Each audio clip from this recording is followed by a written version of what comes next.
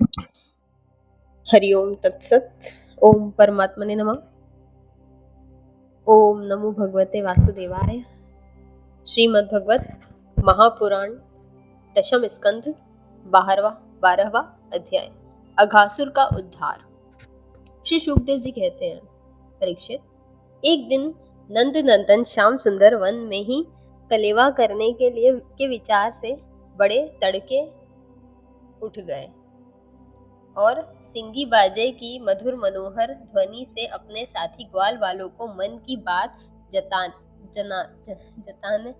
जनाते हुए उन्हें जगाया और बछड़ों को आगे करके वे ब्रज मंडल से निकले। श्री कृष्ण के साथ ही उनके प्रेमी सहस्त्रों ग्वाल बाल सुंदर छीके बेंत सिंगी और बांसुरी लेकर तथा अपने सहस्त्रों बछड़ों को आगे करके बड़ी प्रसन्नता से अपने अपने घरों से चल पड़े। उन्होंने श्री कृष्ण के अगणित बछड़ों में अपने अपने बछड़े मिला दिए और स्थान स्थान पर बालोचित खेल खेलते हुए विचरने लगे। यद्यपि सबके सब ग्वालवाल कांच, घुंघची, मणि और सुवर्ण के गहने पहने हुए थे, फिर भी उन्होंने वृंदावन के लाल पीले हरे फलों से, नई नई कपोलों से, गुच्छों से, रंग बिरंगे फूलों और मोर पंखों से तथा गेरू आदि रंगीन धातुओं से अपने को सजा लिया। कोई किसी का छीका चुरा लेता तो कोई किसी की बेत या बांसुरी। जब उन वस्तुओं के स्वामी को पता चलता तब उन्हें लेने वाला किसी दूसरे के पास दूर फेंक देता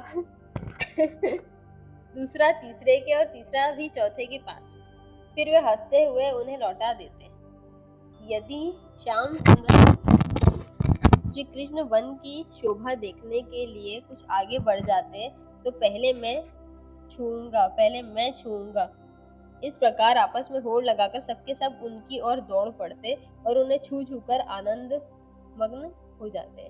कोई बांसुरी बजा रहा है, कोई सींगी ही फूंक रहा है, कोई भौरों के साथ गुनगुना रहे हैं, तो बहुत से कोयलों के स्वर में स्वर मिलाकर कुहू कुहू कर रहे हैं। एक और कुछ ग्वालबाल आकाश में उड़ते हुए पक्षियों की छाया के साथ दौड़ लगा रहे हैं, तो दूसरी ओर कुछ हंसों की चाल की नकल करते हुए उनके साथ सुंदर गति से चल रहे हैं।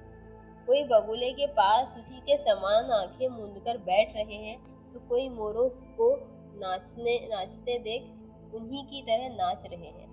कोई बंदरों की पूंछ पकड़कर खींच रहे हैं, तो दूसरे उनके साथ इस पेड़ से उस पेड़ पर चढ़ रहे हैं।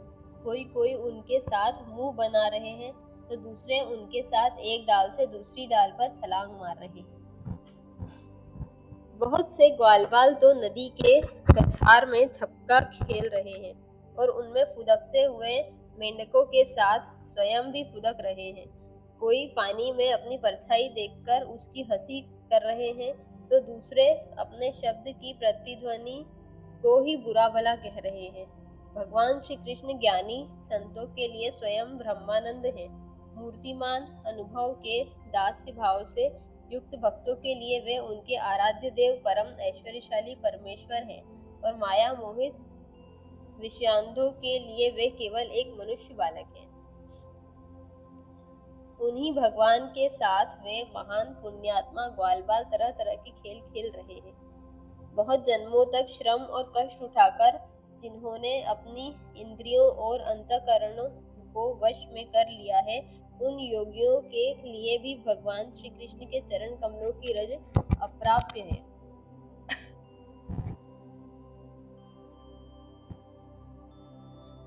वहीं भगवान स्वयं जिन व्रजवासी ग्वाल बालों की आंखों के सामने रहकर सदा खेल खेलते हैं, उनके सौभाग्य की महिमा इससे अधिक क्या कही जाए। परीक्षित, इसी समय अघासुर नाम का महान दैत्य आ धमका।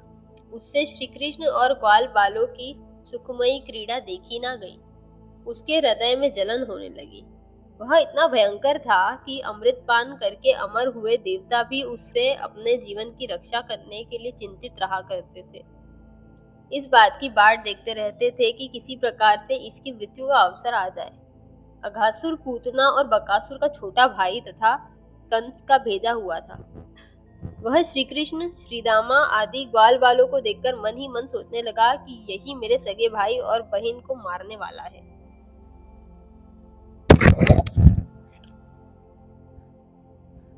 इसलिए आज मैं इन ग्वाल बालों के साथ इसे मार डालूंगा। जब ये सब मरकर मेरे उन दोनों भाई बहनों के मृत तर्पण की तिलांजलि बन जाएंगे, तब ब्रजवासी अपने आप मरे जैसे हो जाएंगे। संतान ही प्राणियों के प्राण हैं। जब प्राण ही ना रहेंगे तब शरीर कैसे रहेगा? जब प्राण ही ना रहेंगे तब शरीर कैसे रहेगा? इसकी मृत्यु से ब्रजवासी अपने आप मर जाएंगे। ऐसा निश्चय करके वह दुष्ट दैत्य अजगर का रूप धारण कर मार्ग में लेट गया। उसका वह अजगर शरीर 1 योजन लंबे बड़े पर्वत के समान विशाल एवं मोटा था।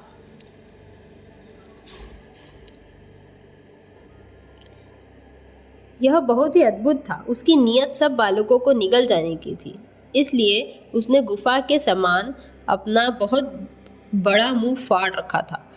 उसका नीचे का होठ पृथ्वी से और ऊपर का होठ बादलों से लग रहा था।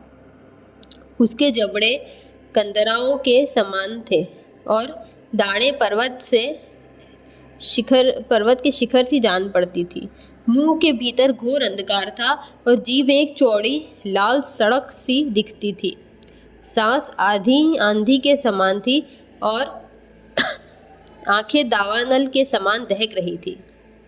अघासुर का ऐसा रूप देखकर बालकों ने समझा कि यह भी वृंदावन की कोई शोभा है।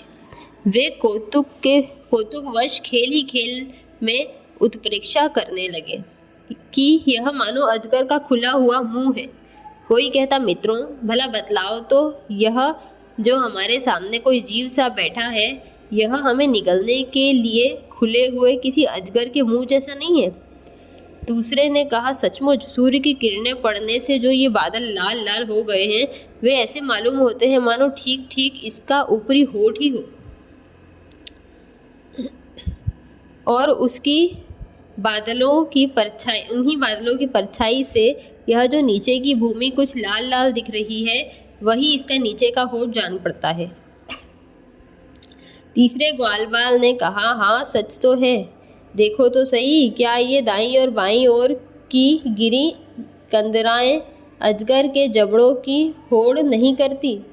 और ये ऊंची ऊंची शिखर पंक्तियों को साफ साफ इसकी दाढ़ें मालूम पड़ती हैं। चौथे ने कहा, अरे भाई, यह लंबी चौड़ी सड़क तो ठीक अजगर की जीभ सरीखी मालूम पड़ती है, और इन गिरिशृंगों के बीच का अंधकार तो उनके मुंह के भीतरी भाग को ही मात करता है। किसी दूसरे ग्वालबाल ने कहा, देखो देखो, ऐसा जान पड़ता है कि कहीं इधर जंगल में आग लगी है। इसी से यह गर्म और तीखी हवा आ रही है, परंतु अजगर की सांस के साथ इसका क्या ही मेल बैठ गया है। और उसी आग से जले हुए प्राणियों की दुर्गंध ऐसी जान पड़ती है मानो अजगर के पेट में मरे हुए जीवों की मांस की ही दुर्गंध हो। तब उन्हीं में से एक ने कहा, यदि हम लोग इसके मुंह में घुस जाएं, तो क्या यह हमें निगल जाएगा? अजी, यह क्या निकलेगा? कहीं ऐसा करने की ढिठाई की तो एक क्षण में यह भी बकासुर के समान नष्ट हो जाएगा। हमारा यह कन्हैया इसको छोड़ेगा थोड़ी। वाह, यही लाइन सुननी थी। इस प्रकार कहते हुए वे ग्वाल बाल बकासुर को मारने वाले श्री कृष्ण का सुंदर मुख देखते और ताली पीट पीट कर हंसते हुए अघासुर के मुंह में घुस गए। उन अनजान बच्चों की आपस में हुई भ्रमपूर्ण बातें सुनकर भगवान श्री कृष्ण ने सोचा, अरे इन्हें तो सच्चा सर्प भी झूठा प्रतीत होता है। परीक्षित, भगवान श्री कृष्ण जान गए कि यह राक्षस है। भला उनसे क्या छिपा रहता, वे तो समस्त प्राणियों के हृदय में ही निवास करते हैं। अब उन्होंने यह निश्चय किया कि अपने सखा ग्वाल बालों को उसके मुंह से मुंह में जाने से बचा ले।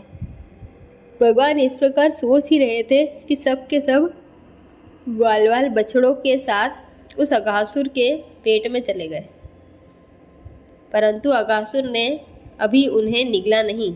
इसका कारण यह था कि अघासुर अपने भाई बकासुर बहिन पूतना के वध की याद करके इस बात की वाट देख रहा था कि उनको मारने वाले श्री कृष्ण मुंह में आ जाए।